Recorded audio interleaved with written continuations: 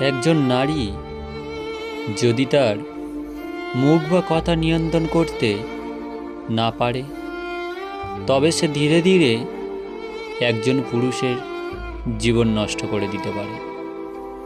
একজন নারীর কথা পুরুষের যেমন শান্তি, সম্মান ও সম্পর্ক, এমনকি তার ভবিষ্যৎ ধ্বংস করে দিতে পারে। সে কয়েকটি কথা নিয়ে আজকের আলোচনা করব। নাম্বার 1, ঝগড়া থেকে অস্ত হয়ে যায়। তোমার ভুল, দুর্বলতা বা গোপন কথা সে জমিয়ে রাখে। রাগ হলে সে সব তোমার বিপক্ষে ব্যবহার করে। নাম্বার 2, সবার সামনে অপমান। সংসারের ভেতরে কথা বাইরে বলে বন্ধুদের সামনে বা জনগণের সম্মুখে হাসি ঠাট্টা করে অপমান করে। এতে তোমার সম্মান নষ্ট হয়।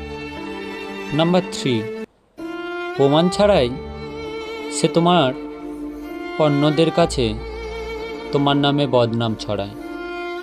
পরে সে শত্রু প্রকাশ পেলে ততদিনে সবাই তারই কথায় বিশ্বাস করে ফেলে।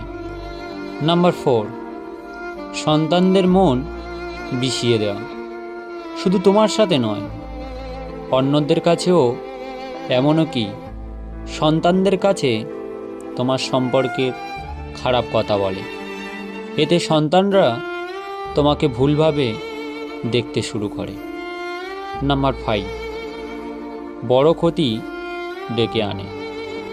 অনেক সময় পুরুষ নিজের কাজের জন্য নয়, বরং স্ত্রীর অভিযোগের কারণে সে বাড়ির সম্মান ও সম্পর্ক সব হারায়। একটু বাড়িয়ে বলা বা ভুল অভিযোগেই তাকে আদালতেও টেনে নিতে পারে। নাম্বার 6, তুমি ভোগ করো সে যাতে জিততে পারে।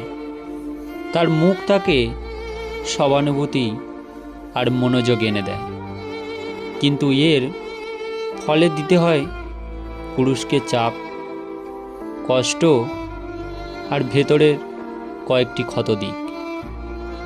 এবং শেষের দিকে সব জেলখানা লোহার শিক দিয়ে বানানো হয় না, কিন্তু জেলখানা তৈরি হয় অপবাদ, গুজব আর এমন কথায়, যেগুলো থেকে একটি ছেলের পালানো যায় না। তাই জীবনসঙ্গী বেছে নেওয়ার সময় সাবধানে সিদ্ধান্ত নেওয়া উচিত। ভুল নারীরা শুধু বেশি কথা বলে না, সে পুরুষের জীবনটাকে পুরো ধ্বংস করে দিতে পারে। কথাগুলি শুনতে খারাপ লাগলেও এটাই কিন্তু বাস্তবতা।